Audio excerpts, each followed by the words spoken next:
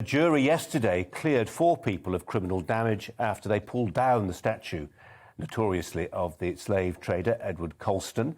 The bronze memorial to the 17th century figure was pulled down, as you'll remember, in 2020 during the height of the Black Lives Matter protests that were happening in the UK, there in Bristol.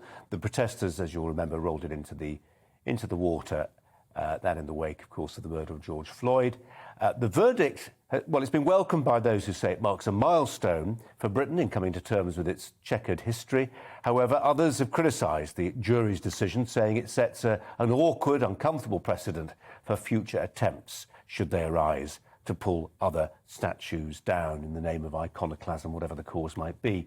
Well, joining me now, the coordinator of the anti-racism organisation Don't Divide Us, that's Dr. Alka Sehgal-Cuthbert, and social commentator and campaigner Professor Patrick Vernon. Thank you both for your time today. Professor Vernon, if I can start with you, were you surprised by the jury's decision?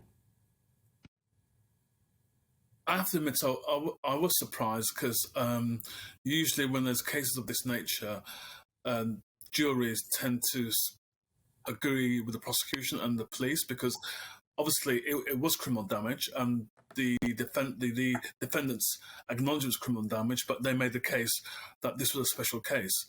And I don't think people get carried away thinking that this verdict is going to mean that everyone up and down the country will start moving down statues. The Colston case is unique because for the last 20 years there's been a dialogue in Bristol and a debate in Bristol about this particular statue, and I think that's a key factor and consideration why I think the jury came to this verdict. Dr. Alka Sehgal-Cuthbert, the professor that makes the case this was a very localised question. We shouldn't draw too many conclusions. There will not be too many ramifications for the rest of the country that flow from it. Well, I think while obviously there are local considerations, I think you don't have to look too far to see how this fits into a much wider and broader cultural trend today. I mean, I think obviously the Colston Four and the QC Liam Walker, historian David Olusoga and Clive Lewis might be celebrating, and they say quite explicitly it shows that the jury's come out on the right side of history. But I think there'll be a lot of people who will be at best bemused and if not angered by this verdict, because there are several points I could make about this, which I hope I'll get a chance to make. Well, do so now briefly if you can. Okay, thank you. Well, the first point is, an important legal principle has been ignored, and that is that equality before the law. That is an equal application of a common standard. And you need a very good reason, I think, to move away from this or to break this in principle. And I think in this case today, the verdict today, the principle, there is no good reason. It's just been argued on the basis of endorsing a kind of infantile howling and a performative outrage. And we're being asked to believe that this represents an important gesture of, making up for historical past wrongs or a political victory for those who people claim are still hurting from, the depredations of slavery. But I mean, you look at, and this is a really kind of ironic thing. If you look at the clips of the protesters or of the Colston Four themselves, I mean, they're mainly white middle-class people. I think their connections with slavery are minimal or non-existent. Well, should that matter? I mean, should that matter? I'm a great believer in people being able to inveigh on any subject, regardless of whether they have any connection with it. A conversation perhaps for another time. Professor Vernon... sorry, go on briefly. Sorry, well, that's not their skin colour or their class isn't the main point. The point is that it's not the place of the law and the courts to put history on trial rather than concrete acts committed by individuals. It's not just playing fast and loose with legal principles, it's actually disempowering the majority and delegitimising Britain's history and cultural traditions here. Okay. History isn't something you should just celebrate or kind of reject in a wholesale way in the way that we're being asked to go along with. Professor Vernon, sorry to neglect you, just wanted to clear up a couple of those points there. Yeah. On that point that the doctor makes, that this is performative, first and foremost, it's performative. It doesn't really change anything substantively. What say you? I mean, it was a symbolic gesture why the statue was removed, and that's now led to a national debate. That's why we're having this debate today.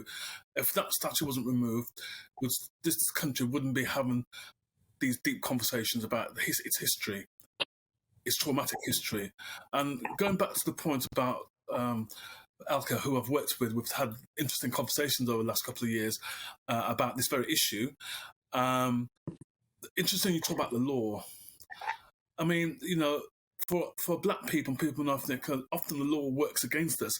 And there are very, very few occasions when the law, and you have to say the jury, remember, it's a jury that made that decision of the public, people that were selected for a jury process. It's a democratic process. And therefore, I don't think, why can't we just accept that? Was there prosecutions made against people removing the Berlin Wall in 1989? I don't think so. The law sometimes has a key important role to play with the Nuremberg trials that took place in the aftermath of the Second World War and what happened in Hitler's Germany and the Holocaust. In Britain, we had the Somerset case in the 18th century, around the time when Colston was around, which made it a legal precedent that if a black person could be free in Britain without being enslaved. So sometimes, and we have race equality legislation to redress the balances in law. But I think, it was performative, and it's about allyship. Sadly, if it was 4 black people that were charged for that, I think it would have been a different verdict, my personal opinion. Yeah. Well, my personal opinion, Professor, is that the thing about starting a national conversation is that nobody gets to direct that conversation, and it may end up in a place where you don't necessarily imagine it will do, because people actually disagree, don't they, and quite forcefully on various aspects of this. Alka Segal Cuthbert, I just wonder, Vernon's making the point there, Professor Vernon making the point there that the law has been obeyed here. This is a jury, 12 good men and true, or women and true, who've arrived at this decision. If you believe in the rule of law, I guess we all do, this is what happens in jury trials. If you don't like the outcome, you change the law, don't you? And I think Grant Shapps has suggested there could potentially be modifications in the law in the pipeline. Mm. My main interest here really is in trying to argue, I suppose, the case for understanding this decision, this legal decision, in its widest, broader political and cultural context, really, because I think that's what's often lost in these debates. And I take Patrick's point. In the past, statues have been toppled. I myself, in my past, would not have been averse to toppling a few statues. But I think the point is that you have to look at the specific political content. Right? And there's the content today of the toppling the Colston statue is very, very different to the people who have been brutally oppressed by someone, say, like Saddam Hussein or Hitler, where they were facing very real oppression and violent suppression, to what's being claimed today.